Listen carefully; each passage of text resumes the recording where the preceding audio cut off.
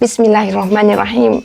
Hai, Assalamualaikum. Welcome back to Cengkeh Channel. Terima kasih akak ucapkan kepada semua kerana sentiasa memberi support untuk channel ni. Akak ucapkan jutaan terima kasih kepada korang yang mana follow untuk siri Kemaruk musim yang kedua. Ada yang tanya, akak bila nak sambung? Akak bila nak sambung? So, hari ni akak akan sambung untuk 6 episod korang. Episod dari 25 sampai episod yang ke-30. Tapi sebelum tu, akak doakan agar kita semua dipermudahkan segala urusan, dilimpah ruahkan rezeki dan diberikan kesihatan yang baik, insya-Allah. Amin ya rabbal alamin. Jom dengar.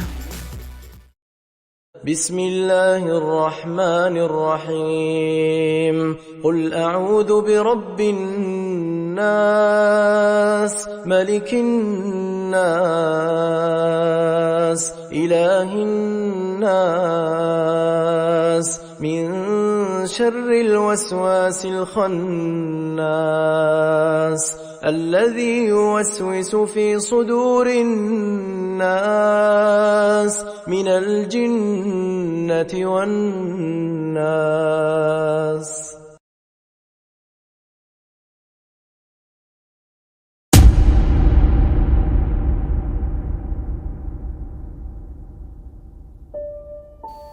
Akak mulakan dengan episod ke-25, Rahsia di dalam Rahsia. Ingat tak korang? Kisah Kemaruk episod yang ke-24 macam mana? Jadi hari ni kita lompat pada episod yang ke-25, di mana Ica tiba-tiba berjuraian air mata. Dia bersedih. Dia terus memeluk kaki Akib. Maafkan Ica, abang. Ica terlalu mengikut perasaan Mak Rah. Ica insaf. Rayu Ica. Akib dan Acu dia tersenyum. Akib merangkul bahu Ica untuk bangkit. Yang sudah tu sudahlah, Ica. Abang Akib dan Abang Hakim tak pernah memarahi kamu. Kami sayang kamu seperti adik kami sendiri. Usahlah kamu khawatir, kata Akib. Ica masih teresa-esa lagi menangis. Dia merasa amat sedih dengan apa yang telah berlaku. Sekarang Ica dah buktikan yang Ica bukanlah calang-calang. Sekarang Ica dah buktikan yang Ica bukanlah calang-calang. Sekarang Ica dah mencapai tahap tertinggi intipati naga. Kan bagus tu. Selepas ni kita akan bantu tuanku untuk menumpaskan Dungga, kata Akib lagi. Ica tersenyum walaupun air mata dia masih juga mengalir. Dia mengangguk setuju. Tiba-tiba air muka Tok Siluman Hitam berubah. Dia memandang ke kejauhan. Macam tu dia tengok jauh. Akib dapat merasakan perubahan pada guru dia tu. Kenapa, Tok? Ada sesuatu yang tak kena, Akib. Firasat aku mengatakan tuanku dalam bahaya. Tetapi Dungga bukanlah penyebabnya, kata Tok Siluman Hitam. Bukan Dungga? Bukankah dia yang merancang ini semua, Tok? Tanya Akib. Tok Siluman Hitam berfikir sekejap. Kamu semua mesti segera ke sisi tuanku. Acu, Ica, ingat pesan Tok. Selepas ni kamu kena selalu melakukan senaman pernafasan intipati naga bersifat panas. Kamu akan mudah dikuasai nafsu amarah jika kamu tidak mengawalnya. Itulah kunci kepada tahap ketiga ni. Jika kamu tidak menjaganya, ia akan bertukar menjadi sesuatu yang lebih dahsyat dari sebelumnya, kata Tok Siluman Hitam. Mereka berdua mengangguk. Faham, Tok, faham. Dan satu lagi, jaga keselamatan kamu. Intipati naga kamu berpusat di situ. Ia boleh ditarik keluar bagi musuh yang faham dengan keadaan kamu. Ingat baik-baik pesan Tok, ya, kata Tok Siluman Hitam lagi. Baik, Tok, kata mereka serentak. Akib, aku dapat merasakan sesuatu yang pelik. Kamu perlu melindungi baginda. Ingat kata-kataku, Akib. Tahta bukanlah segala-galanya. Yang penting adalah susu galuh diraja, itulah yang melambangkan kewujudan bangsa kita. Ingat tu, Akib, kata Tok Siluman Hitam. Lalu dia memegang bahu Akib. Akib mengangguk. Faham. Sudah, pergilah kamu bertiga. Aku telah melaksanakan tugasku. Kamu mesti menyelesaikannya, Inilah takdir kamu. Itulah kata-kata terakhir Tok Siluman Hitam sebelum dia hilang dari pandangan. Akib merenung Acu dan Ica. Dia tersenyum gembira. Lalu dia menganggukkan kepalanya. Mereka semua terus memejamkan mata. Masuk babak lain. Ratu Naga membuka mata dia. Pelukan Akib telah dilepaskan. Dia lalu duduk seperti kebingungan. Tiba-tiba satu tangan diulurkan ke arah dia. Dia mendongak dan dia melihat Akib mengulurkan tangan dengan senyuman.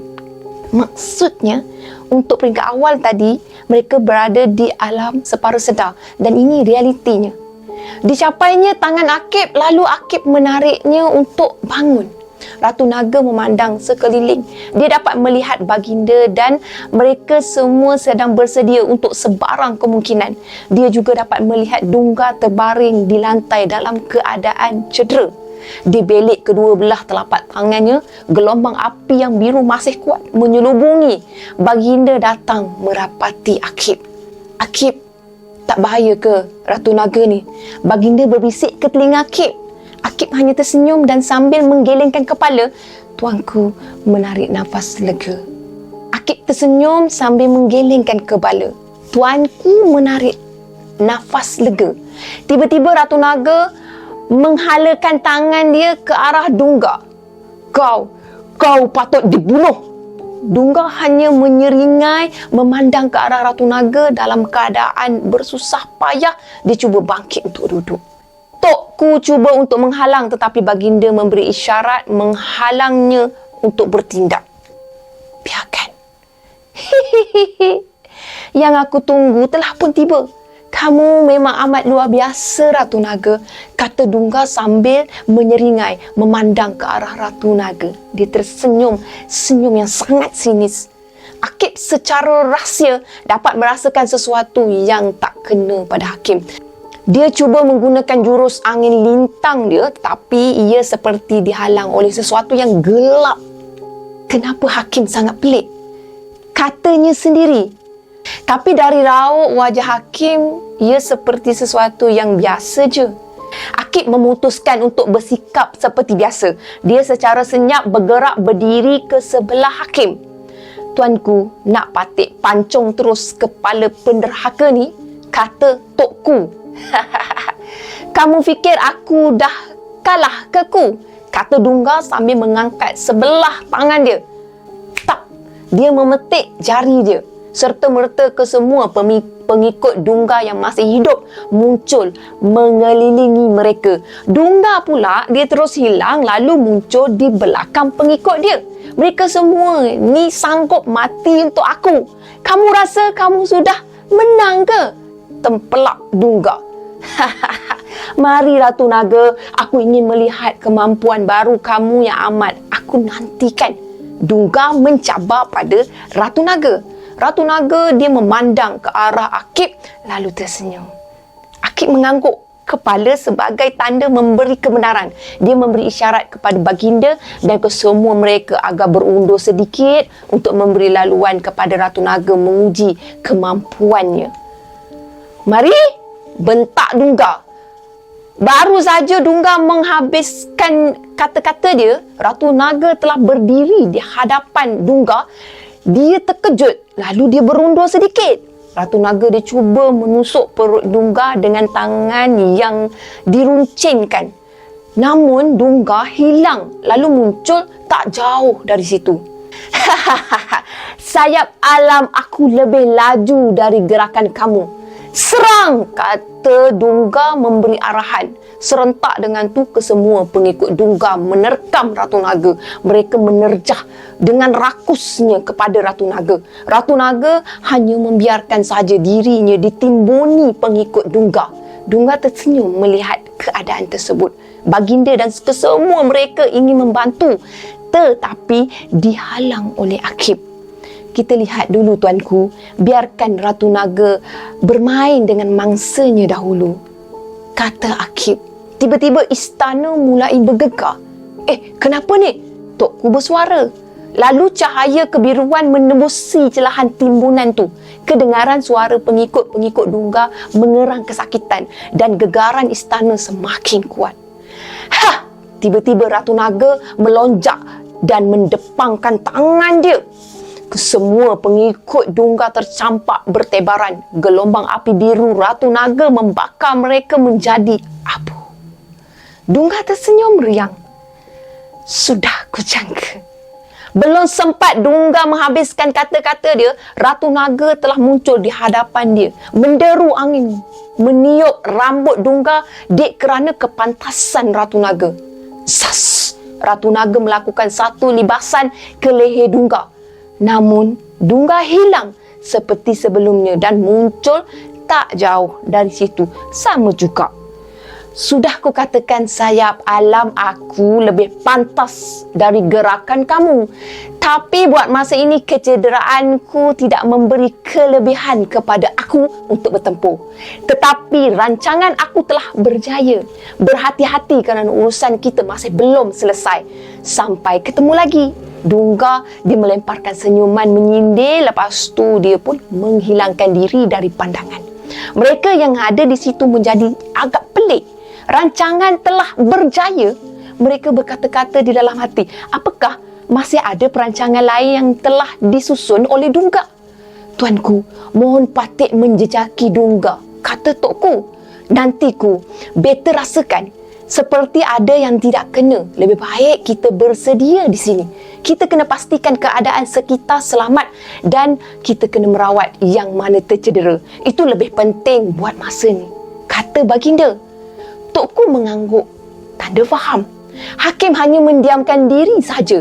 Mata dia asyik tertumpu ke arah Ratu Naga. Dia tenungkan Ratu Naga tu. Pak! Bahu Hakim ditepuk. Bang, kau tak apa-apa ke?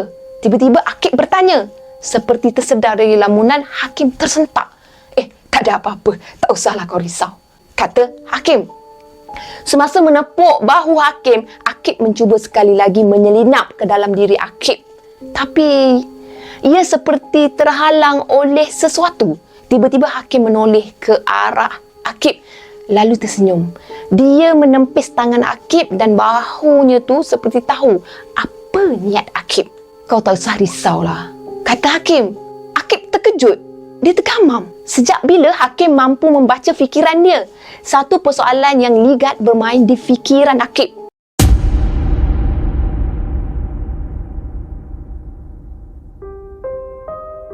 Sehari selepas serangan Dungga, di luar istana, Baginda, Akib dan Long Seman sedang memerhatikan suasana. Perkarangan istana dipenuhi oleh tentera diraja, British dan penduduk kota yang tercedera. Mereka sedang diberi rawatan. Ada yang menghembuskan nafas yang terakhir akibat dari kecederaan yang parah. Dari kejauhan dapat dilihat Acu dan Ica sedang membantu.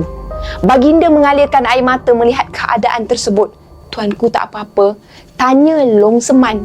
Baginda hanya menggelengkan kepala sambil menyeka air mata dia yang berlinangan. Baginda merenung muka Akib dengan wajah yang sayu. Beta bersalah ke Akib? Adakah beta bersalah mewarisi tahta dari ayahanda beta?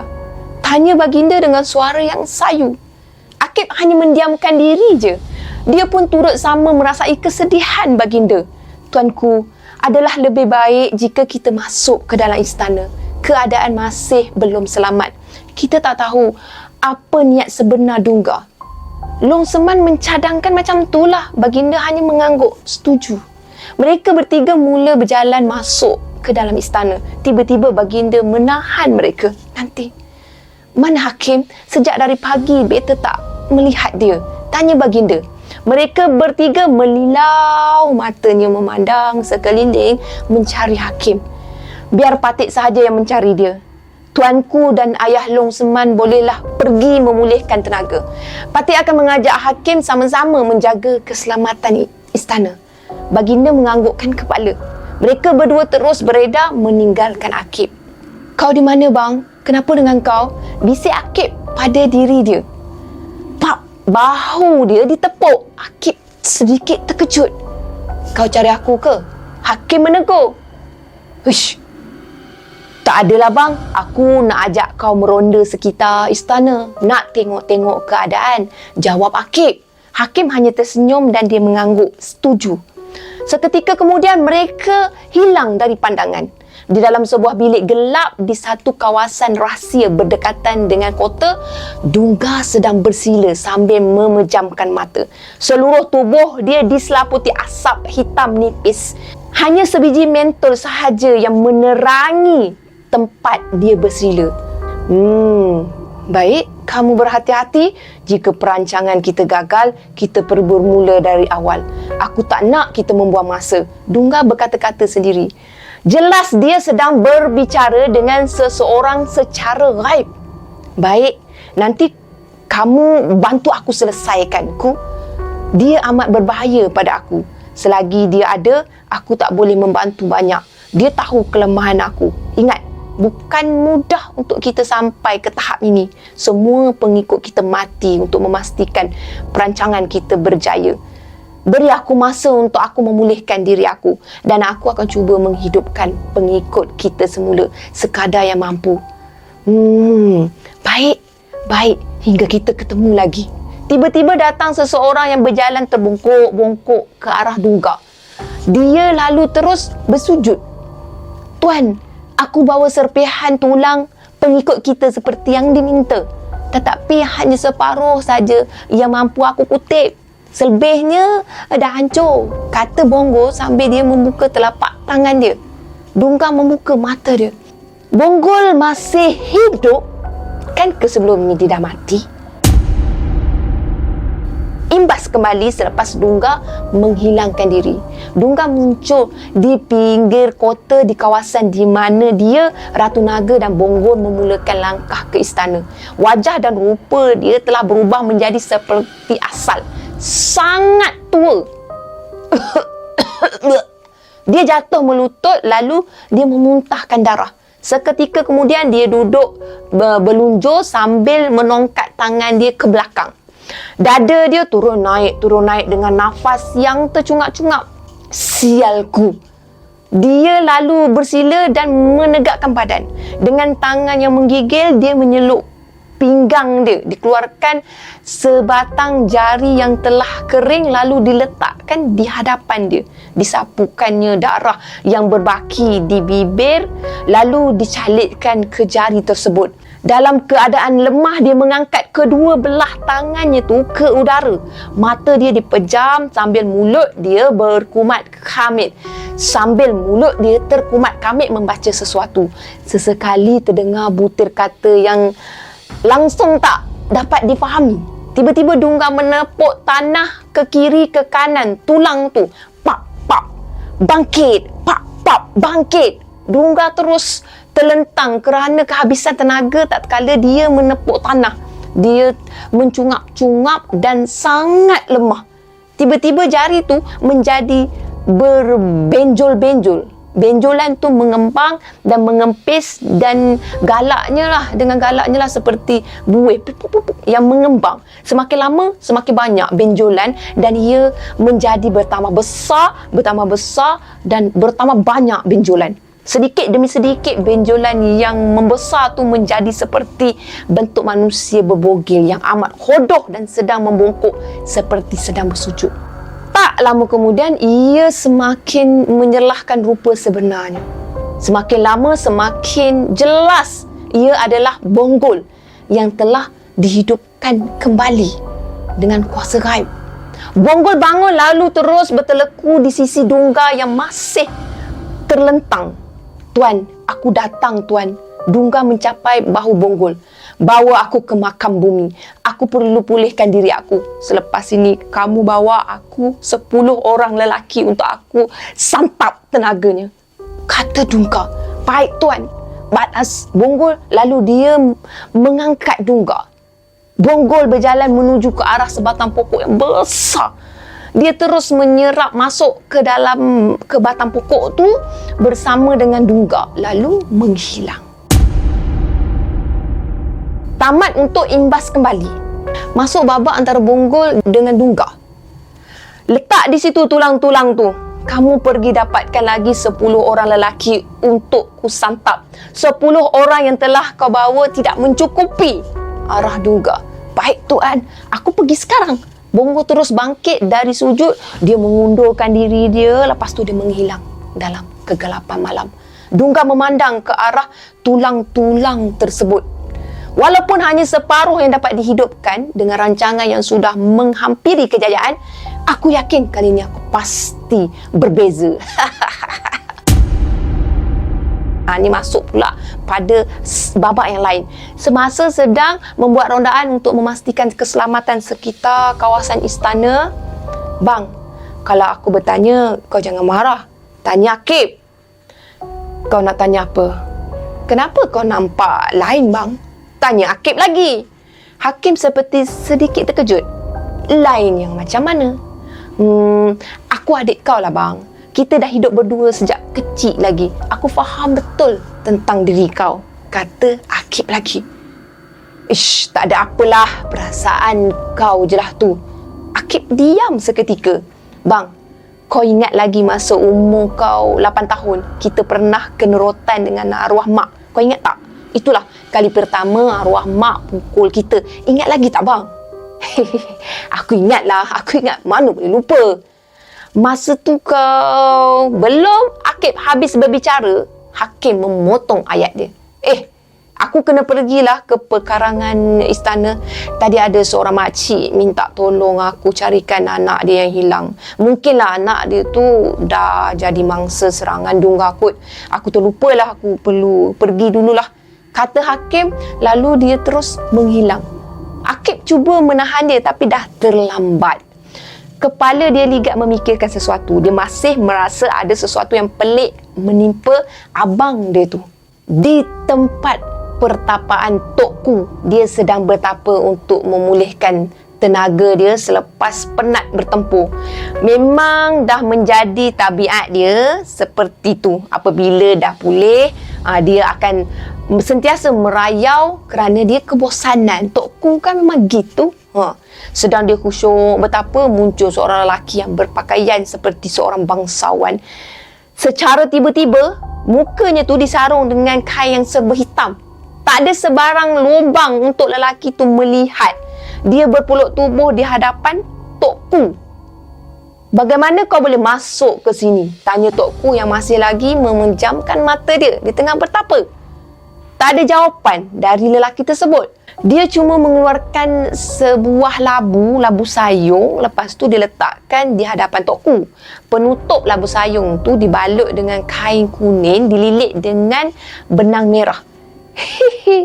Kau datang nak mengurung aku ya? Jika kau berhajat menjual, aku sedia membeli, kata Tok Ku. Dengan pantas dia membuka mata dia dan dia berdiri bersedia. Dia tahu kelemahan aku. Siapa dia ni? Kata Tok Ku dalam hati. Bam! Serta-merta Tok Ku bertukar ke bentuk asal dia.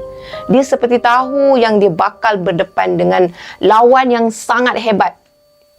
Hingga kan sebelum pertempuran, dia mengeluarkan keseluruhan kekuatannya. Bergegar bumbung gua akibat tenaga yang dilepaskan. Mari! Tok Ku menggamit lelaki itu dengan tangan dia supaya mari.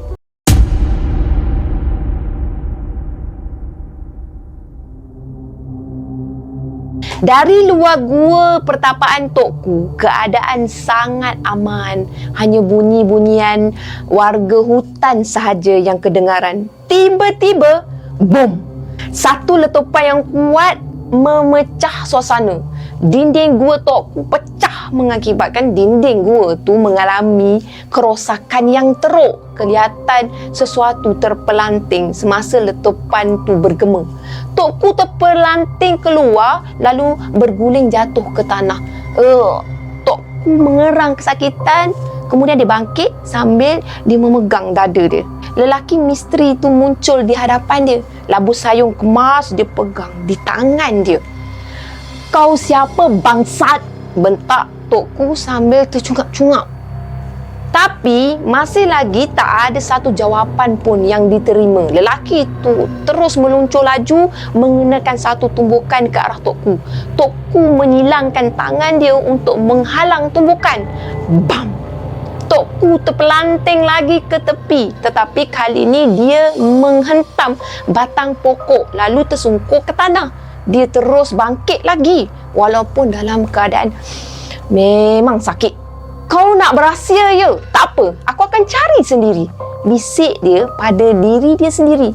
Tok Ku menggunakan sayap alam untuk melakukan serangan curi. Dia menghilang dari pandangan. Dia lalu muncul di belakang lelaki tu dan mengenakan satu tendangan. Tapi serangannya Tok Ku tu hanya mengenai bayangan. Tok Ku terkejut. Pap, bahu dia ditepuk. Dia menoleh. Lantas lelaki tu terus mengenakan satu tusukan ke tekak Tok Ku. Tusukan tu tepat mengenai titik maut dan tusukan tersebut menyebabkan Tok Ku tak mampu untuk bernafas. Tok Ku mengerang sambil memegang tekak dia.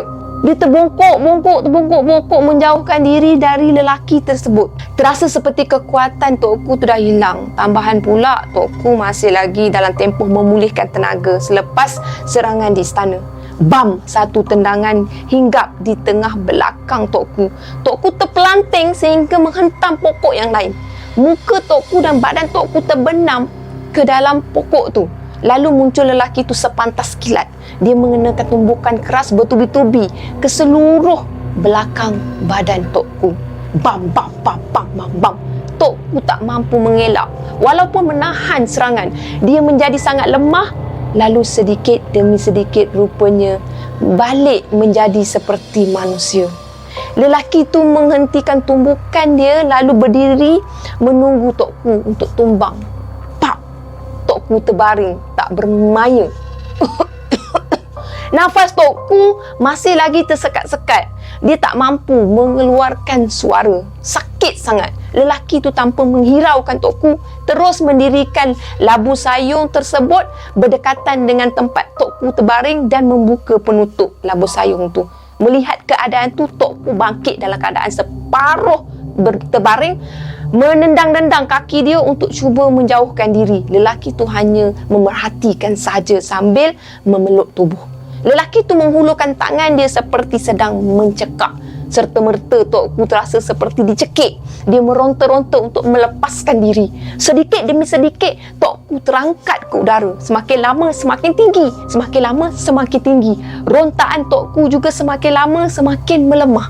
Dalam keadaan terapung, Tok Ku melayang betul-betul di atas labu sayung tu. Mata Tok Ku jelas kelihatan seperti telah nyawa-nyawa ikan.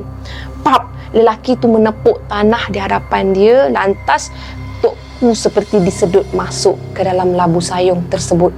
Seketika kemudian Tok Ku hilang dari pandangan. Lelaki tu berjalan perlahan menuju ke arah labu sayung lalu menutup labu sayung tu. Dia menyangkutkan labu sayung tu ke pinggang dia. Seketika kemudian dia menghilang. Masuk babak Dunga. Dunga tersenyum seketika sambil mata dia terpejam. Dia telah mendapat perkabaran gaib mengenai Tok Ku. Dia telah berjaya menghidupkan semula semua serpihan pengikut dia yang telah diserahkan kepada dia. Mereka telah diberi arahan untuk bersedia dengan langkah yang seterusnya. Dunga hanya menunggu arahan dari pakatan misterinya tu. Aku tahu rancangan kita mesti berhasil. Aku tak sabar menanti kau kembali, kata Dunga. Lantas dia membuka mata dan berdiri. Kali ini dia lebih tegap dari sebelumnya. Dia seperti telah dapat kembali darah muda dia. Dia membelik kedua belah tangan dia. Bagus, Bonggol. Aku meminta 10 orang tapi kau membawa aku 30 orang. Bagus. Kau memang pengikut yang sangat setia, kata Dunga sambil tersengih. Tuan, aku datang. Tiba-tiba Bonggol muncul bersujud di hadapan Dunga. Baru je aku menyebut nama kamu. Macam mana dengan semua pengikut kita? Tanya Dunga. Mereka telah berada di merata tempat, Tuan. Tapi Tuan, aku ingin bertanyakan sesuatu, kata Bonggol. Katakanlah, Bonggol. Adakah kita akan menggunakan perancangan yang sama? Jika ya, mungkinkah kita akan gagal sekali lagi, Tuan? Kata Bonggol. Ini Dungga. Bonggol, Dungga tidak sebodoh itu. Mereka hanya menunggu masa bukan untuk menyerang tetapi bersedia untuk kita kuasai negara ini. Dungga menepuk-nepuk dada dia. Bonggol menundukkan kepalanya. Tuan jangan marah pada aku. Aku tahu Tuan orang yang sangat bijaksana, kata Bonggol. Dungga merenung pengikut kanannya tu. Selepas ni hanya kamu, aku dan bakal raja kita sahaja yang akan bertindak. Aku rasa hanya kita bertiga sudah cukup untuk menumbangkan raja celaka tu, kata Dungga. Bonggol kepelikan. Dia rasa macam pelik pula. Tuan sebut bakal raja, bukan ke Tuan adalah bakal raja kita. Dia ingin mendapatkan penjelasan. Dia ingatkan Dungga yang nak jadi raja. Dungga hanya tersengih. Ada perancangan yang kamu tidak tahu, Bonggol. Ini telah dirancang puluhan tahun dahulu. Kamu hanya hadir setelah perancangan tu telah disusun. Ini bermakna kamu juga adalah sebahagian dari perancangan, kata Dungga. Bonggol hanya menunduk. Faham? Usahlah kamu risau. Aku mengambil kamu sebagai pengikutku bukanlah untuk dipergunakan. Kamu juga adalah mangsa kepada kerakusan dan kebodohan manusia. Aku percaya kamu adalah pengikutku yang paling taat dan berkebolehan. Mereka yang telah menghina kamu, mencaci kamu, menjadikan kamu begini, walaupun telah mati dibunuh, tapi akan terus menjadikan kamu orang yang terhina di mata manusia lain. Jika kamu bersama aku akan tunjukkan kepada dunia bahawa mereka yang bersama dengan aku bukanlah makhluk hina yang boleh mereka pijak-pijak. Kamu akan aku jadikan makhluk yang mulia, yang bakal disanjung oleh manusia hina yang lain, kata Dungga. Terima kasih Tuan. Jika tak ada Tuan, aku mungkin dah mati dibunuh oleh mereka. Aku tak akan lupa segala jasa Tuan. Tuanlah yang banyak menjadikan aku makhluk yang berguna. Aku hanya setia pada Tuan. Kepada siapa yang Tuan inginkan, aku bersumpah setia. Aku akan bersumpah atas nyawaku. Kesetiaanku hanya pada dia dan Tuan sahaja. Jawab Bonggol yang masih lagi menunduk. Bagus Bonggol, bagus. Aku memang tahu kau adalah pengikut yang paling aku percaya. Jika kau tiada, semua perancangan ni tak akan berhasil. Maka kau akan berbanggalah dengan apa yang telah aku katakan. Bonggol terus tenggelam masuk ke dalam lantai lalu hilang. Masuk pula scene Akib. Akib, Tok Siluman Hitam datang dalam mimpi Akib. Akib serta-merta berada di sebuah padang yang luas. Tok Siluman Hitam dilihat bersila di tengah-tengah padang, tak jauh dari dia. Dia berjalan menuju ke arah Tok Guru dia tu, lalu dia duduk bersila. Akib, hakim yang kamu kenal bukanlah hakim yang kamu lihat sekarang. Hakim yang ku kesan penuh dengan muslihat. Cuma aku tak tahu apa muslihat dia. Aku harap kamu berhati-hati, kata Tok Siluman Hitam. Adakah kerana jiwa gelap dia, Tok? Tok Siluman Hitam menggelengkan kepala. Aku tak tahu. Aku juga merasa pelik. Penglihatan aku seperti terhalang. Cuma aku dapat rasakan sesuatu yang tak kena dengan hakim. Jawab Tok Siluman Hitam. Betul, Tok. Saya pun merasakan yang sama. Malah pandangan gaib saya juga seperti terhalang. Sama juga macam Tok. Mereka berdua terdiam. Tok? Ya, Akib. Tok Siluman Hitam merenung muka Akib. Adakah apa-apa cara untuk saya selamatkan hakim? Tok Siluman Hitam diam seketika lalu dia mengangguk. Jika jiwa gelapku tidak terlibat, maka kamu boleh gunakan jurus angin lintang kamu untuk menyelamatkan hakim. Namun jika jiwa gelapku terlibat, maka hanya satu sahaja jalannya, kata Tok Siluman Hitam. Apa dia, Tok? Jalannya hanya satu. Hakim perlu mati. Akib tak terkejut. Memang itulah yang sepatutnya dilakukan 3 tahun yang lepas. Muka dia sukul. Akib, sudah tiba masanya kamu melakukan perkara yang sepatutnya. Aku juga sayangkan hakim seperti anak aku sendiri. Tapi jika dia memberi ancaman yang besar kepada orang lain, dan sekarang ancaman tu melibatkan negara dan raja kita, aku rasa kamu sudah sedia maklum tentang bahaya yang bakal menimpa, kata Tok Siluman Hitam.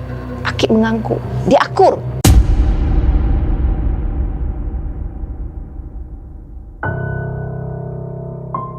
Masuk pula babak Acu dan Ica. Acu dan Ica masih lagi sibuk di perkarangan istana. Sesekali mereka berhenti lalu menyapu peluh di dahi. Jumlah yang cedera yang perlu diberi perhatian sangatlah ramai. Rasanya yang tinggal ni semua dah selamat. Harap-harap yang ada ni boleh terus bertahan untuk hidup, kata Acu. Ica mengangguk kepala dia tanda setuju. Tiba-tiba di kejauhan, Ica ternampak Hakim di pinggir semak. Dia seperti sedang bergelut dengan seseorang. Dia dihentam lalu tercampak masuk ke dalam semak yang tebal tu. Ica, tengok tu. Abang Hakim kena serang lah, kata Acu. Ica dia memanjangkan leher dia. Dia nak tengok. Mari Acu, tak boleh jadi tu. Ica dia menggamit Acu. Dia ajakkan Acu tu lalu meluncur ke arah pinggir semak tu. Dia nak tengok keadaan tersebut. Setibanya mereka di pinggir semak tu, Hakim dah tak ada, dah tak kelihatan. Acu, dia ada kat dalam sana. Mari, kata Ica menunjuk ke arah hutan. Tanpa berfikir panjang, mereka terus menuju masuk ke dalam hutan dengan lebih dalam. Tapi Hakim tetap tak kelihatan. Tiba-tiba, boom! Satu letupan kuat agak jauh dari tempat mereka berdiri. Mereka tak ada pilihan melainkan untuk pergi lebih dalam. Sesampainya mereka ke arah bunyi letupan tu, mereka melihat Hakim sedang berdiri tegak membelakangi mereka. Mereka lantas terus melompat ke kiri, ke kanan Hakim. siapa serang Abang Hakim? Abang Hakim tak apa-apa ke? Tanya Acu yang memerhatikan keadaan Hakim dari atas sampai bawah, bawah sampai atas.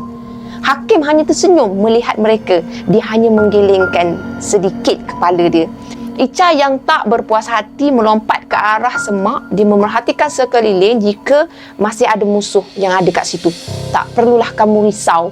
Musuh tak ada kat sini. Yang ada cuma aku, kata Hakim. Tiba-tiba Hakim mengenakan satu tumbukan ke perut Acu yang berada di sebelah dia. Melambung Acu melepasi pucuk pokok-pokok yang ada kat situ. Lalu terhempas ke tanah. Bam! Hempasan tu menyebabkan Acu melantun lalu terhempas semula. Buah! Acu memegang perut dia yang dalam keadaan kesakitan. Acu! Pekik Ica lalu mendapatkan kembarnya tu. Hoi! Apa pasal kau pukul Acu? Bentak Ica. Acu lalu bangkit berdiri di sisi Ica dengan wajah yang penuh kegeraman. Hakim hanya tersenyum. Kau terperanjat kan? Dia mengejek. Acu dan Ica membuat muka bengis. Kau kenapa bang? Tanya Acu. Baru sahaja Acu menghabiskan ayat dia tu, satu lagi tumbukan sepantas kilat mengenai perut mereka. Bam! Mereka terpelanting menghentam pokok. Mereka jatuh melutut ke pangkal pokok. Darah mengalir di bucu bibir mereka. Kau kenapa bang? Tanya Acu. Aku bukan abang kau. Hah! Hakim membongkok sambil menggenggam penumbuk dia. Dia bertukar menjadi keemasan beserta asap hitam yang berkepul-kepul menyelaputi tubuh dan bertebangan di kepala dia. Mata dia bertukar menjadi kemerahan. Wajah dia menjadi sangat bengis dan dingin. Bam! Satu letupan meletus tatkala dia melepaskan gelombang. Keluar Ratu Naga, pekik Hakim. Okey, masuk babak Akib pula.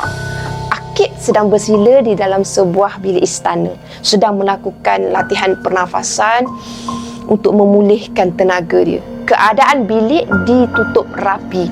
Tak ada cahaya pun yang masuk ke bilik tersebut. Tiba-tiba dia merasakan sesuatu. Acu, Ica, itu sahaja yang keluar dari mulut Akib. Dia terus bangkit lalu keluar dari bilik menuju ke perkarangan istana. Setibanya dia dekat situ, dia terus melilau mencari Acu dan Ica. Tapi mereka tak ada kat situ. Baginda dan Long Seman muncul di sisi Akib. Mereka tiba dengan muka yang agak cemas. Tuanku, Acu dan Ica hilang, kata Akib. Beta pun agak pelik sebab beta cuba berhubung dengan Tok Ku, Tapi tak ada sebarang maklum balas pun dari Tokku. Balas baginda. Hakim mana? Tanya Long Seman sambil mata dia meliar sekeliling mencari Hakim. Akib hanya mendiamkan diri. Dia dapat merasakan keterlibatan Hakim dalam situasi tersebut. Ampunkan Patik, tuanku.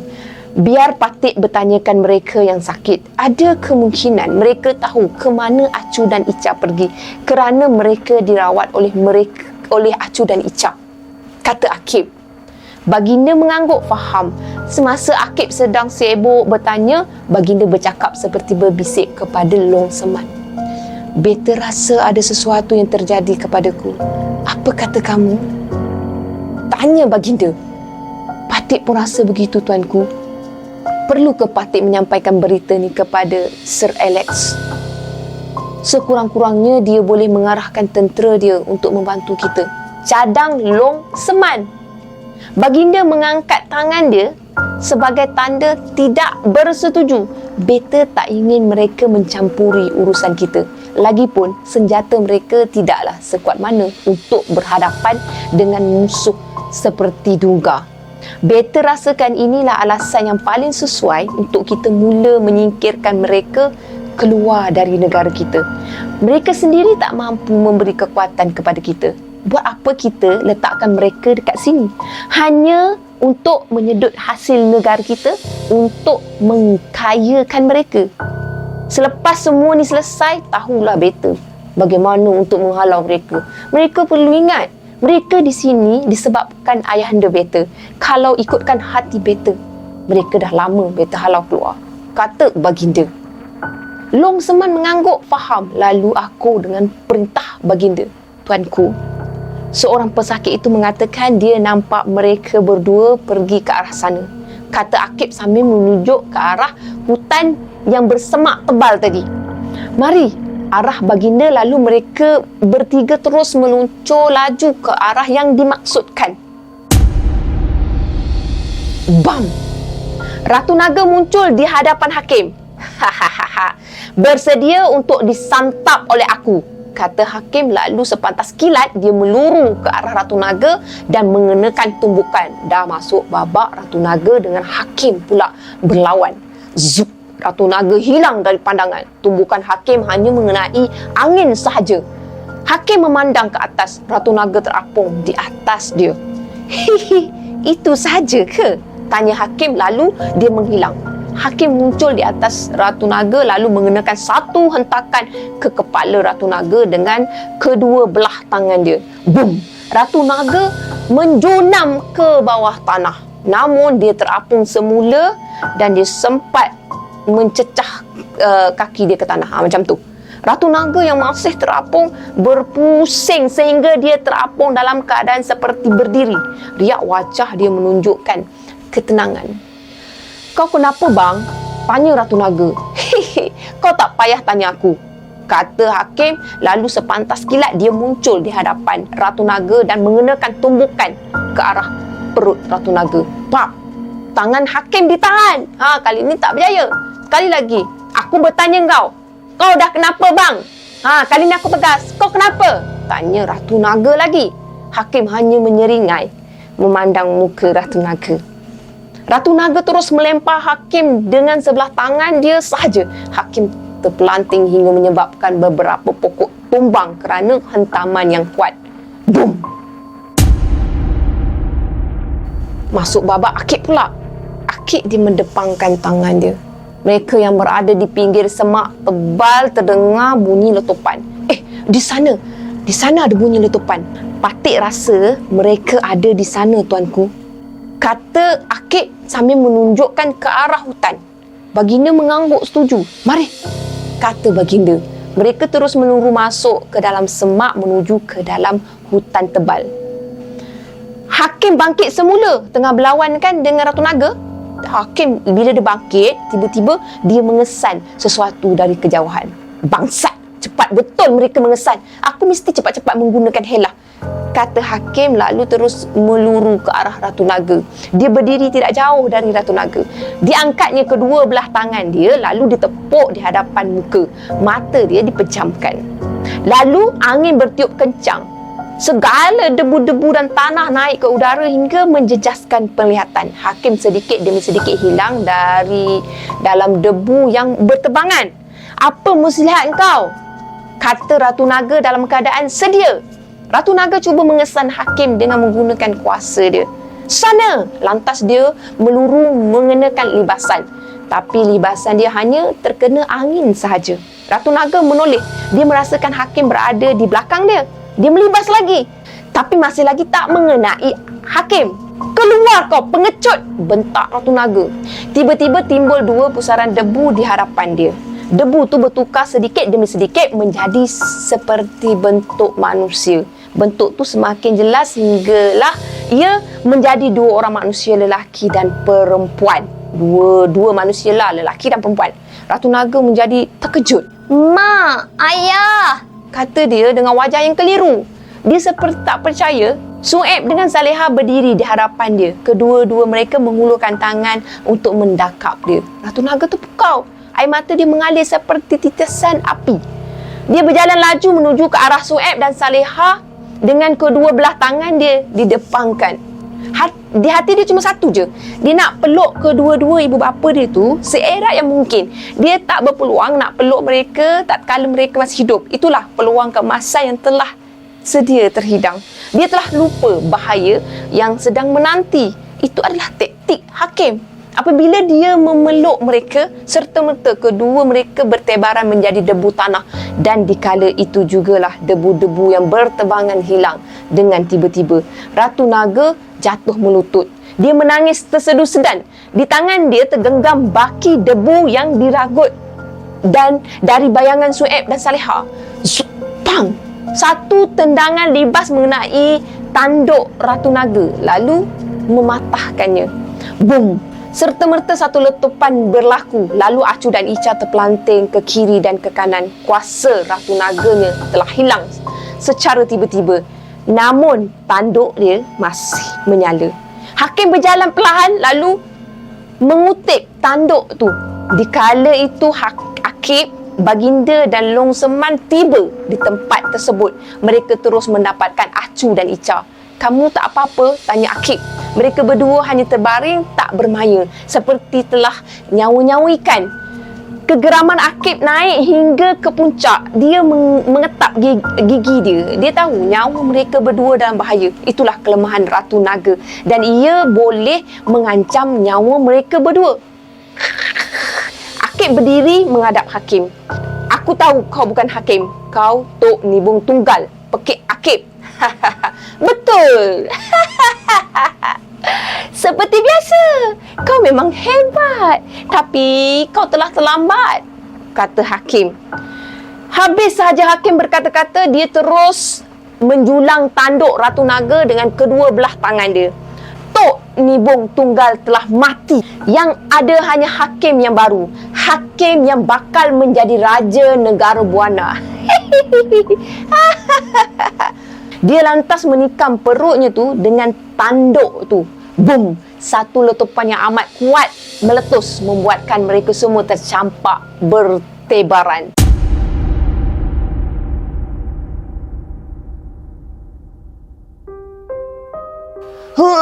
Hakim memekik dengan suara yang kuat bergema. Kesemua mereka yang masih bertebaran menutup telinga mereka. Tanduk yang ditusuk ke perut sedikit demi sedikit masuk ke dalam perut melalui pusat dia. Akib mengukuhkan dirian dia. Dia terus meluncur mendapatkan Acu dan Ica yang masih terbaring. Diangkat keduanya lalu disandarkan di belakang sebatang pokok yang besar untuk berlindung. Akib mengalirkan air mata melihat mereka berdua yang telah lemah longlai. "Ish, kamu berdua bertahan dahulu. Abang akan selesaikan Abang Hakim." Hati dia sebab melihat keadaan mereka berdua dan apa yang telah menimpa Hakim. Semuanya dah bercampur bau. Dia sangat-sangat pilu dalam keadaan tersebut. Akib menekap tangan dia ke dada mereka berdua. Serta-merta asap nipis bertebangan keluar dari celah telapak tangan dia. Akib cuba memindahkan sedikit tenaga dia untuk Acu dan Ica. Dia lalu bingkas bangun Dikesat air mata dia tu. Lepas tu dia nak meninggalkan mereka. Tangan dia dipaut oleh Acu yang agak sedikit bertenaga lah. Dah sedikit pulih lah selepas dibantu oleh Akib. Hati-hati bang, maafkan Acu. Acu tak tahu, pujuk Acu. Akib tersenyum, pahit. Kamu berdua tak bersalah. Abang akan lindungi kamu walaupun apa pun yang terjadi, kata Akib. Dia melepaskan tangan Acu lalu diusapkan kepala Acu. Jika ada peluang, pergi cari perlindungan jauh sedikit. Arah Akib. Acu menganggukkan faham. Ica masih lagi lemah longlai bersandar di sebelah Acu. Nyata jati diri mereka sangat kuat walaupun intipati naga mereka telah dipatahkan oleh Hakim. Mereka masih bernyawa, dan masih berpeluang untuk pulih. Akib hilang dari pandangan menuju ke arah Hakim yang masih melepaskan gelombang yang kuat. Kedua belah tangan Hakim memegang kepala dia. Mata putih dia jelas kelihatan. Gelombang semakin kuat. Keadaan menjadi meribut dengan angin pusaran yang semakin kuat. Akib berdiri di sebelah baginda dan mengukuhkan dirian dia. Dia meningkatkan semangat kursani dan harimau tunggal dia ke tahap yang tertinggi. Bam! Kau bukan tandingan aku, Akib. Jika setakat itulah kemampuan kamu, aku mempunyai harimau tunggal, pesaka nandong, semangat kursani dan sekarang intipati naga. Kau saksikan kehebatan aku sekarang. Hakim mendepangkan tangan dia. Sedikit demi sedikit tangan dia diangkat ke udara lalu disilang.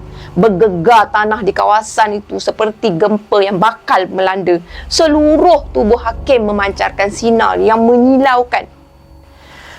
Hakim menyentap tangan dia ke sisi dengan satu jeritan. Bam! Beberapa pohon berdekatan tumbang dek kerana dentuman tersebut. Hins! Hins! Hins! Bunyi dengusan Hakim sangat kuat kedengaran. Mereka bertiga terkejut dengan perubahan yang berlaku ke atas Hakim. Tubuh Hakim keemasan. Di kiri kanan dahi dia terdapat 2 tanduk kecil. Seluruh tubuh Hakim diselaputi asap hitam. Mata dia merah terbeliak dengan satu pandangan yang amat menggerunkan. Tiba-tiba Hakim menghalakan telunjuk dia ke arah baginda. Sekarang nyawa kau dalam tangan aku. Bersedia untuk mati, bentak Hakim. Lalu muncul pusaran angin di sebelah Hakim. Dungga muncul berdiri dengan wajah yang penuh dengan kegembiraan. Mereka berdua terus berpelukan. Long, selamat kembali. Rancangan kita berjalan lancar. Kata Dungga. Tiba-tiba bonggol pula timbul dari dalam tanah. Dia terus melutut memberi sembah kepada Hakim. Akib, baginda dan Long Seman memerhatikan mereka dalam keadaan bersedia. Bangun. Aku tak suka orang menyembah aku. Aku bukan seperti Raja Keparat tu. Jaga harga diri kamu apabila bersama dengan aku, kata Hakim. Lalu bonggol bangkit berdiri di sisi Hakim. Baginda berbisik. Long Seman memasangkan telinga. Long, apa semua ni, Akib? Seperti yang Patik pernah ceritakan pada tuanku, itu adalah jiwa gelap Tok Nibong Tunggal yang telah Patik pisahkan 3 tahun lepas.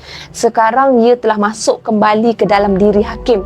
Sekarang barulah Patik faham, selama ni perancangan Dungga bukanlah untuk merampas tahta tuanku, tapi nak menghidupkan kembali Tok Nibong Tunggal melalui abang saya, jawab Akib. Bermakna Hakimlah yang Dungga rancang untuk merampas tahta beta? Tanya baginda. Akib mengangguk lemah. Dulu Patik menggunakan sulur bertam tikam batu untuk melemahkan kekebalan dia. Sekarang Patik buntu. Dengan kekuatan baru yang ada pada dia, Patik tak rasa Patik mampu menembusi kekebalan dia. Kata Akib lagi. Kau bijak, Akib. Inilah perancangan terbesar aku dan Ngah rancangkan selama ni. Malah sejak di Gunung Siong lagi, kau fikir kau telah menang. Malangnya, kau selalu salah. Kata Hakim. Macam mana kau boleh dapat kembali tubuh abang aku? Bentak Akib. Oleh kerana kamu bertiga ni bakal mati, aku akan ceritakan. Selama 3 tahun aku bersabar. Aku sedar aku masih mempunyai peluang. Selepas kau menewaskan aku balik semula ke makam bumi. Tempat di mana aku dan Dungga mengumpul kekuatan. Imbas kembali. Masuk pula part imbas. Dungga sedang bersila dengan mata dia terpejam. Tiba-tiba Tok Nibong Tunggal yang berwajah hakim muncul. Kau siapa? Bagaimana kau boleh masuk ke sini? Kata Dungga yang matanya masih terpejam. Ini aku ngah, kata hakim. Long. Dungga seraya dengan itu dia buka mata dia lalu dia mendapatkan hakim. Kenapa kau jadi macam ni? Tanya Dungga. Sial. Rancangan kita gagal buat masa ni. Aku telah berjaya menyerap jiwa baru. Tapi adik dia tu yang bernama Akib berjaya memisahkan aku kembali seperti dahulu. Sial. Dungga tersenyum. Jangan khawatir Long. Kejayaan kau menyerap jiwa lain boleh dikira sebagai satu kejayaan jugalah. Asalkan tubuh asal masih hidup. Kita masih mempunyai peluang. Kita belum gagal Long. Cuma rancangan kita ni tergendala sahaja. Jadi buat masa ni aku terpaksa bergerak sendiri bersama dengan Bonggol untuk membina kekuatan pengikut. Bonggol tahu tentang aku? Tanya hakim. Hakim ni maknanya dia guna je tubuh hakim. Dungga dia menggelengkan kepala dia. Tidak Long. Kau tetap aku rahsiakan. Dia hanya tahu rancangan kita untuk merampas tahta sahaja. Usahlah kau risau sangat. Aku tak akan benarkan rancangan kita ni terbongkar lah. Jelas Dungga. Hakim menganggukkan kepala dia. Sehinggalah kejadian di sini tempoh hari, aku hanya menantikan saat yang sesuai untuk aku kembali ke tubuh hakim. Bagai pucuk di cerita ulam mendatang, aku hanya menunggu saat hakim berseorangan tak kala yang lain sedang sibuk sangat berlawan. Jiwa gelak hakim dilihat seperti sedang berada di belakang pintu masuk istana memerhatikan Long Seman dan Tok Ku bertempur dengan Dungga berenam. Tiba-tiba dia melihat baginda tiba di samping Tok Ku. Dia cuba mendengar butiran perbualan tapi agak jauh lah, tak berapa nak dengar. Aku tahu si keparat tu sedang bertempur di balai penghadapan. Cuma aku belum tahu Akib sedang bertempur dengan Dungga yang asal di alam separa sedar Ratu Naga. Jika Raja Keparat tu ada di sini, makanya di sana tinggal hakim, Akib dan Ratu Naga. Dia berbisik sendiri. Long, tiba-tiba satu bisikan gaib terus dihantar secara rahsia kepada dia. Ngah, Long, aku sedang bertempur dengan Akib di alam separa sedar Ratu Naga. Aku yakin Ku akan dihantar untuk mencari tubuh asli aku. Cari peluang sekarang. Licik sungguh kau, bentak Akib. Kalau ikutkan episod sebelum ni, korang boleh tahu kan seolah-olah macam Akib tu yang licik, tapi sebenarnya sebaliknya pula yang berlaku. Perancangan kau sangat rapuh Akib. Rancangan kami sangat teliti. Kami tahu kau akan meminta pertolongan Tok Ku. Kami yang mengatur agar kedudukan kamu semua berpecah. Kami juga yang mengatur supaya hakim berpisah dari Raja Berdepah tu. Jika dia ada bersama hakim, kekuasaan kami ni ampuh. Kau tertipu, Akib. Kau ingat kau boleh tipu aku? Engkau tu yang bodoh. Cis! Kepala Akib mengeluarkan asap putih. Sabar, cerita aku belum habis lagi. Satu lagi yang kamu harus tahu. Kami juga tahu kamu akan meminta pertolongan untuk mencari tubuh asli Dungga, dan kami tahu hanya Ku sahaja yang mampu berbuat demikian. Aku juga boleh merasakan hubungan gaib antara kamu dan hakim. Kamu lupa bahawa aku adalah hakim dan hakim adalah aku. Semakin dekat aku dengan dia, maka semakin kuatlah ikatan gaib aku dengan dia. Lupa ke? Hakim berhenti ketawa. Dia meneruskan cerita dia.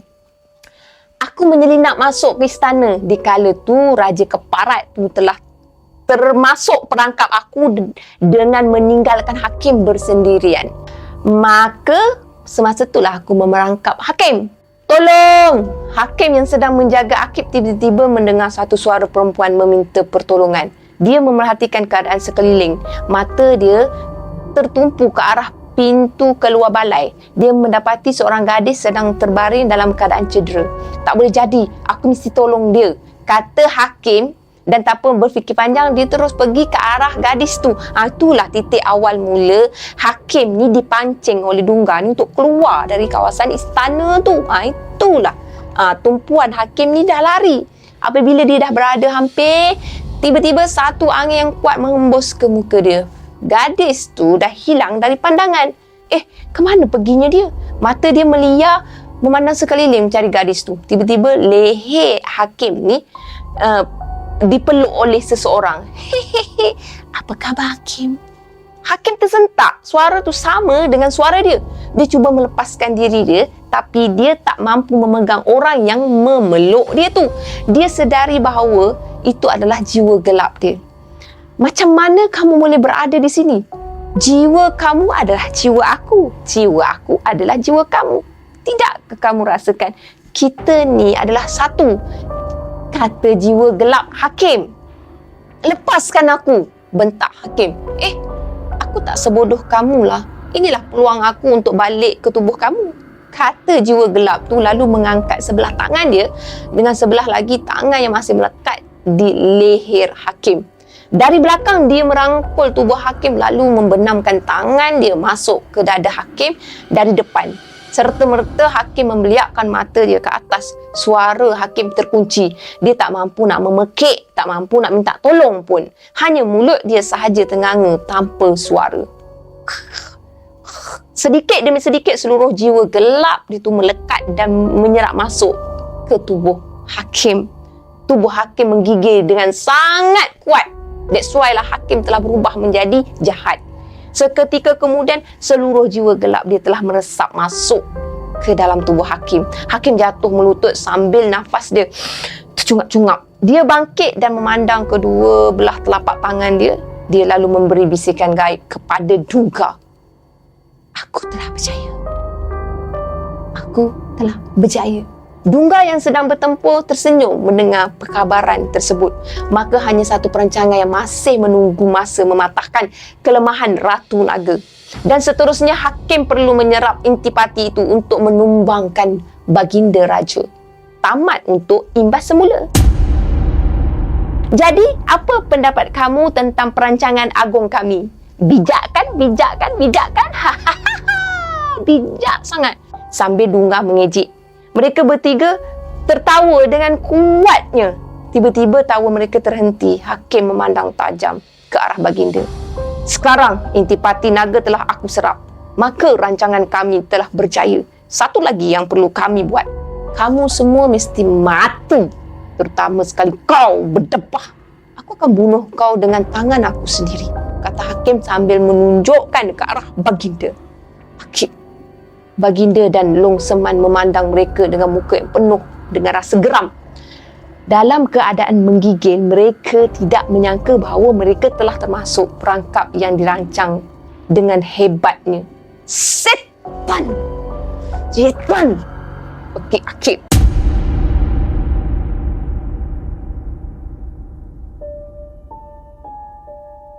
Mereka bertiga tertawa mengejek. Bukankah kau dah mati ku bunuh? Tanya Long Seman kepada Bonggol. Bonggol hanya tersenyum mengejek. Kau bunuhlah dia lagi. Aku akan hidupkan dia semula. Kata Dungga. Oh, jadi kerja kamu lah ya? Jadi, aku tahulah siapa yang patut dibunuh dahulu. Balas Long Seman. Oh, sebelum aku terlupa. Mungkin kamu semua sedang cuba berhubung denganku. Jadi aku bawakan satu hadiah untuk kamu semua. Kata Hakim sambil menadah tangan dia. Dungga melibaskan tangan dia lalu muncul pusaran angin di atas tangan Hakim. Seketika kemudian, sebuah labu sayung tegak berdiri di atas telapak tangan Hakim. Cuba kamu semua teka. Apa yang ada dalam labu sayung ni? Tanya Hakim. Cis, tak guna. Baginda mula bersuara. Oh, kau dah mula marah ya? Tak mengapa. Marilah selamatkan dia jika kamu semua mampu. Maka bersedialah, kata Hakim. Lalu mereka bertiga membuka ke kuda dan meningkatkan kuasa. Labu sayung tu disangkut ke pinggang dia. Baginda berbisik sesuatu kepada Akib dan Long Seman. Akib, Dungga pasti akan berhadapan dengan kamu kerana dia tak mampu mencederakan Beta. Long, kamu pula akan berhadapan dengan Bonggol. Beta pula tak setanding dengan Hakim. Dia mempunyai intipati naga, makanya nyawa Beta dalam bahaya. Jika mereka berjaya menumbangkan Beta, maka perjuangan kita akan jadi sia-sia, kata baginda. Akib terdiam sebentar. Dia sedang memikirkan sesuatu. Tuanku, mungkin mereka bijak, tapi kita mesti jadi lebih bijak dari mereka. Biar Patik berhadapan dengan Hakim. Patik akan pastikan dia takkan mendekati tuanku. Tuanku ambil kesempatan ni untuk hapuskan Dungga. Manakala Long Seman hapuskan Bonggol. Apabila kedua-duanya dah selesai, kita bergabung untuk menentang Hakim. Sementara menunggu waktu tu, Patik akan cuba bertahan. Buat masa ni, Patik nampak hanya tuanku sahaja yang mampu menembusi kekebalan Hakim. Jelas Akib. Baginda dan Long Seman mengangguk setuju. Lalu mereka bertiga meningkatkan kuasa ke tahap tertinggi. Mula! Pekik Hakim lalu meluncur laju menuju ke arah baginda diikuti oleh Dungga dan Bonggol. Tuanku dan ayah Long, pisahkan mereka. Mari, kata Akib. Baru sahaja serangan Hakim mencecah ke dahi baginda, satu tendangan telah hinggap ke rusuk dia. Bam! Hakim tercampak menghentam sebatang pokok. Aku lawan kau, kata Akib sambil meluru ke arah Hakim. Dungga dan Bonggol, dia terkejut melihat Hakim diserang. Bam, bam, tiba-tiba satu serangan mengenai muka mereka berdua. Baginda dan Long Seman secara serentak melakukan serangan. Mereka tercampak jauh lalu berguling seperti bola yang disepak laju. Kami lawan kamu. Mari tuanku, kata Long Seman, lalu mereka terus meluru ke arah mereka berdua. Bam, bam, bam, bam. Serangan bertali arus berdema di seluruh pelusuk hutan. Gerakan mereka sangat pantas. Zup, zap, zup, zap. Sekejap mereka berada di atas pokok. Sekejap mereka berada di udara. Sekejap mereka berada di atas tanah. Hakim bingkas bangun lalu berdiri membetulkan ke kuda dia. Kau pukul curi ya? Kau ingat berhadapan dengan aku? Kau fikir apa yang terjadi sebelum ni akan terjadi sekali lagi? Kata Hakim. Akib hanya tersengih. Aku tahu kau lebih kuat dari sebelumnya. Tapi kau juga tahu bahawa aku juga lebih kuat dari sebelumnya. Akib terus menghilang lalu muncul di sebelah Hakim. Dia mengenakan satu libasan yang sangat pantas ke perut Hakim. Namun libasan tu mengenai batang pokok. Boom! Tumbang pokok yang sebesar satu pemeluk tu. Akib mencari di mana Hakim. Dia memandang ke atas. Hakim sedang terapung di udara. Ini adalah kemampuan terbaru aku. Surprise! Kata Hakim. Bam! Bonggol tercampak apabila terkena tumbukan dari Long Seman. Dia bangkit lalu menyapu darah dia yang mengalir di bucu bibir dia. Long Seman mendepangkan tangan dia lalu kesemua kuku dia menjadi panjang dan sangat tajam. Kau kurang suai. Kau fikir aku akan tewas lagi dengan jurus yang sama? Kata Bonggol. Habis saja kata-kata dia, Bonggol terus terbenam masuk ke dalam tanah. Hati-hati Long! Pekik baginda yang berada tak jauh dari situ. Long Seman memerhati sekeliling dalam keadaan sedia. Tiba-tiba kaki dia ditarik masuk ke dalam tanah sehingga separuh kaki dia tenggelam. Lalu muncul satu libasan dari dalam tanah ke muka dia. Bam! Long Seman terlentang kerana libasan tersebut. Kaki dia masih lagi terbenam di dalam tanah. Long Seman cuba melepaskan diri, tapi cengkaman tanah di kaki dia sangat kuat penatnya. Dalam keadaan terlentang, Long Seman dapat melihat Bonggol muncul di udara.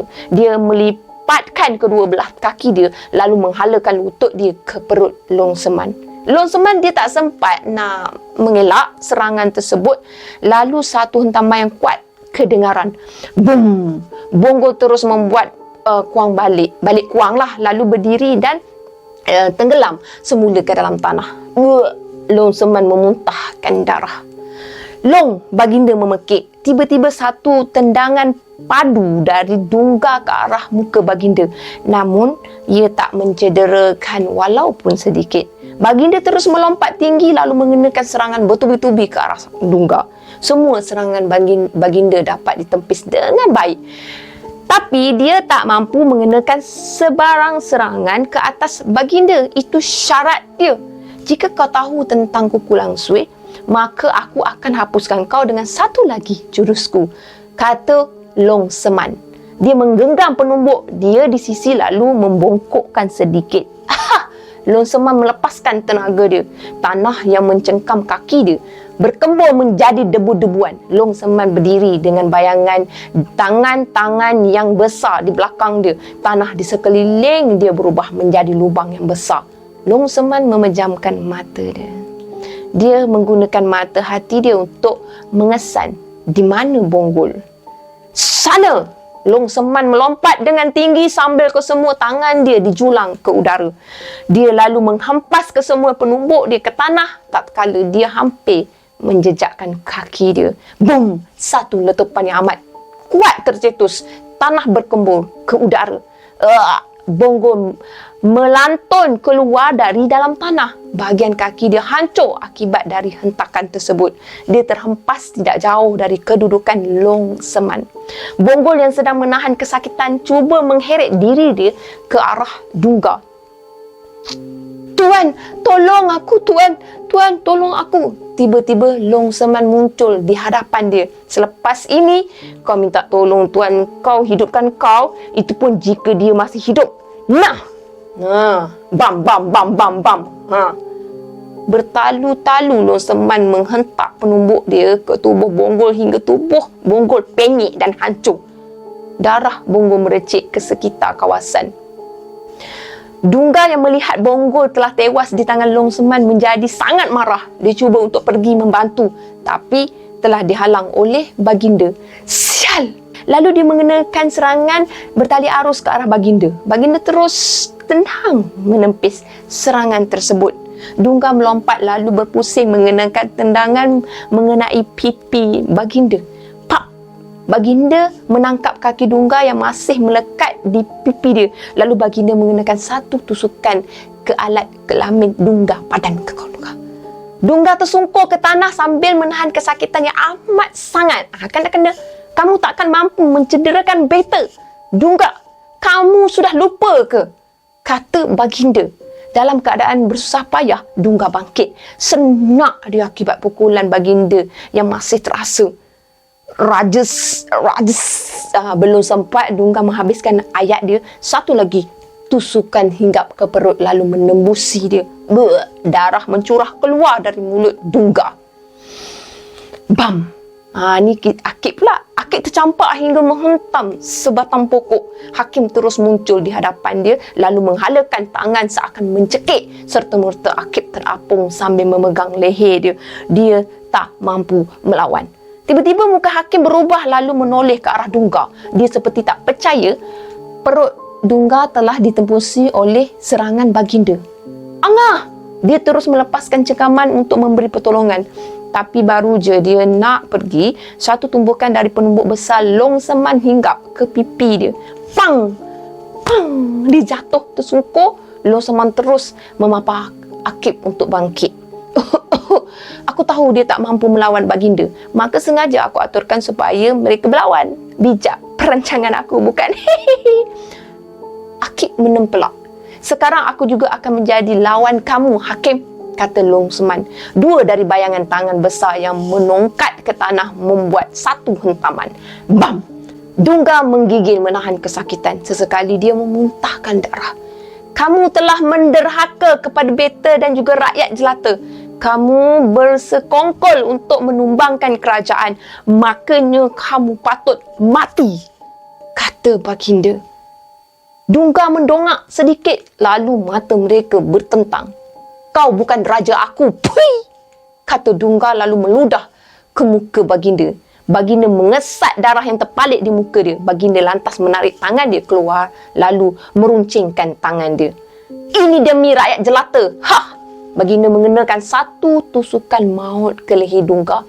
Maka bercerailah kepalanya dari badannya. Baginda menoleh ke arah Hakim. Sekarang kami bertiga akan menewaskan kamu, kata baginda. Hakim tak kala mendengar kata-kata baginda terus menggigil menahan kemarahan. Dia lantas bangkit dengan gelombang api biru yang semakin kuat menyala di genggamnya penumbuknya dia di sisi, lalu memekik dengan kuat sambil mendongak ke udara.